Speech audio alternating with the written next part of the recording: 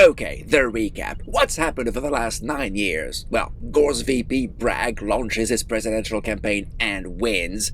North Korea's kicked out of the M7 group of spacefaring nations due to Lee's involvement in the asteroid's theft. But it's okay, because Lee and a few others have been given asylum on Mars. So Lee's still in the show then? They're not getting rid of him that easily, Mouse. Unlike Massey, who's charged with conspiracy for her sterling work to reroute the asteroid to Mars. Earth's so pissed off with that, aren't they? So pissed off, she's rotting in a jail somewhere on Earth to this day. And Ed's convicted too, but due to his poor health, he remains on Mars. But what about Dev? Dev? Looks like he got away with it. I'm sure having expensive lawyers help. Nothing like a bunch of blood-sucking parasites to save your hide. We also learned that Happy Valley's been expanded. They're installing better radiation shields around the place, and Ellen Wilson's selling her memoirs. Oh, is she coming back to the show? No idea. Although that might have just been a kind of Easter egg. For a character we lost interest in by the end of season 3. Also, Mars gets a steady stream of refugees. Yeah, they're called craters because they arrive smuggled in crates. And how would that even work? They're in a crate, weightless for a couple of months, right? I mean, what do they do for food? And where do they do their, business? You know? I guess it's just a case of, don't worry about it. It's a Mars Soyuz capsule situation all over again, eh? Anyway, somehow, the asteroid's iridium mining is costing more than planned, wages are going down on Earth, too much money is going to Mars, people on Earth are getting pissed off with Mars, and curfews are still imposed on Happy Valley after 9 years. So it's not the glorious opportunity and adventure people were expecting that asteroid would bring by the end of season 4, eh? Nope. Well, I don't get it. If mining the asteroid just costs too much and the ROI is too low, why keep at it? Just cut your losses and do something else. Or, heck, find another asteroid. It's not like it's the only one. Maybe it is the only one in that reality. Who knows? On the side note, Mars has its own plantation fields now. I count 8 giant domes with wheat, with 4 more on the way. And they're planning on building a space elevator too. Damn! We just constantly leap forward with the sci-fi, don't we? All of this is just talk, Doc. Let's see how the sci-fi really pans out this season. So Margot's still in prison. Huh.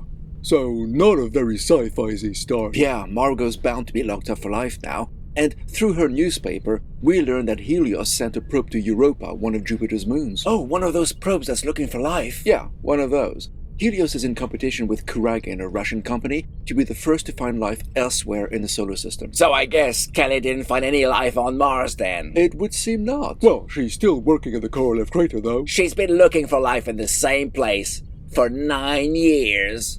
That girl does not give up, eh? And neither does Margot. She still helps Aleida with her calculations when she can, and they meet up on what seems to be a regular basis, so they still get on, which is nice. Meanwhile, Dev wants to build a city on Mars called Meru that will house 1 million people and be covered in green spaces and everything. Always the dreamer, that Dev. Except, Aleida isn't happy with him, as she didn't approve his interview about Meru, and there's no funding for such a project. Or how does she know that? Oh, she's the CEO of Helios now. So, being a bureaucrat instead of an engineer worked out for her. Dale's still on Mars with his wife and kid now, and it looks like his kid's the one who spray-painted Free Mars at the start of the episode. Guess rubbing against the law runs in the family, eh? And he's still working with Ilya. Well, I guess they must have buried the hatches since Ilya freed Dale last season. Yeah, they buried it. In one of the CIA operatives' chests.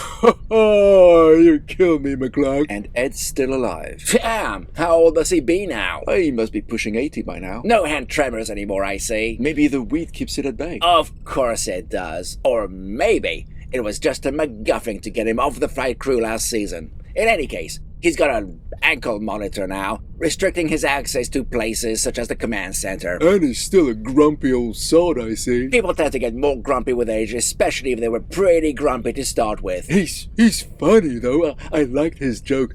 I've been married 3 times, and if there's one thing I learned, I haven't learned shit. Yeah, that was funny, but on the downside, he's got cancer. Oh no! Don't tell me he won't make it to season 6. Whoa there, cowboy. Let's see what happens this season first before we worry about the next one. But yeah, it doesn't look too good for our grumpy Ed.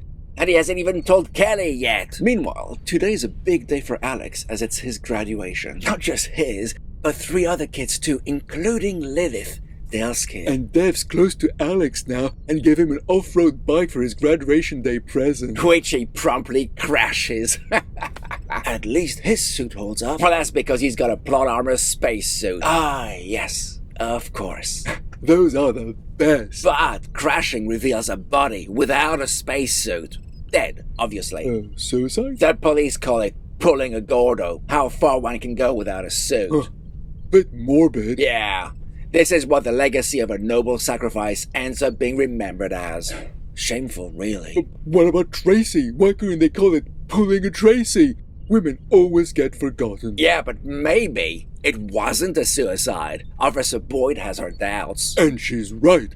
As our favorite Russian doctor confirms, he must have died before he got out. Back at Helios, Elena needs to make cuts somewhere if her life-seeking missions are to succeed, as Kurgan are breathing down their necks, competition-wise. And guess which mission might be cut to release the needed funds? Korolev? Well, why not? It's yielded nothing in 9 years. ROI, remember? Yet, at the end of last season, there were encouraging signs. Well, the writers decided otherwise for this season. The gods who hold our characters' fates with the stroke of their pen can be irrational sometimes. Anyone who saw Season 3 would agree with you, Doc. And we end with the discovery of DNA under the dead man's fingernails, and they go to arrest Lee.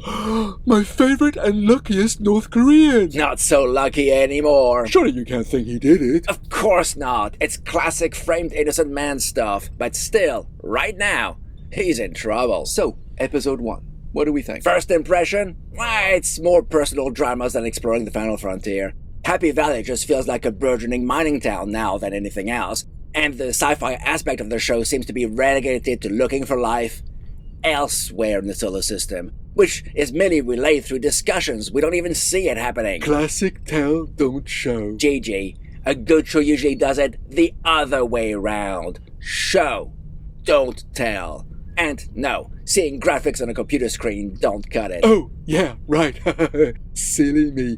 And everyone's getting older. Well, that's nothing new. Yeah, but I don't like the idea of our Ed dying. We all have to go sometimes. True, but it's gonna be weird without him. He's not gone yet, guys. But this highlights the issue I have here. At its best, for all mankind blended personal dramas with pushing the boundaries of what humanity can achieve. They went to the moon, they colonized moon, they raced to Mars, ludicrously.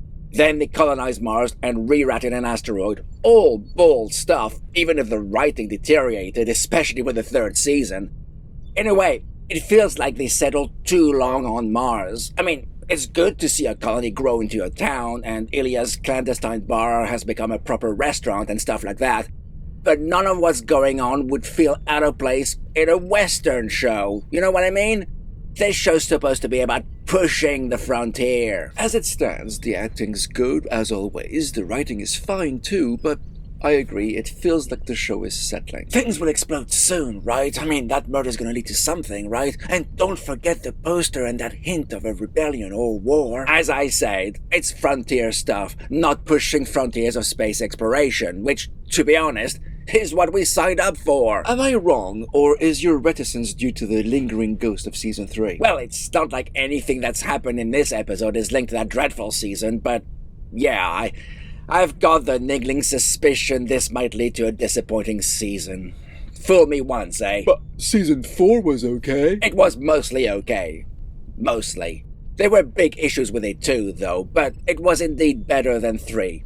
You're right. And the first couple of episodes of Season 1 weren't stellar either. You're right about that too. So maybe we should give this season time to tell its story. Yeah, you're right, but if I extract myself from my own prejudice, this episode still feels more like frontier town storytelling than sci-fi exploration. Everything just feels too settled, man.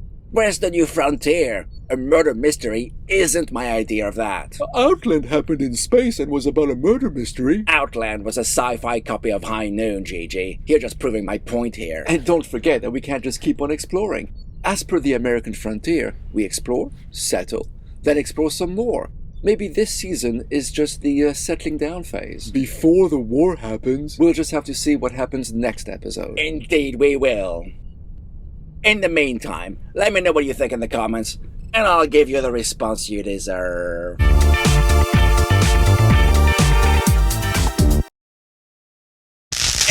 how would that even work? They're in a crate, right? Weightless for a couple of months. And how would that even work? They're in a crate, weightless. Weightless?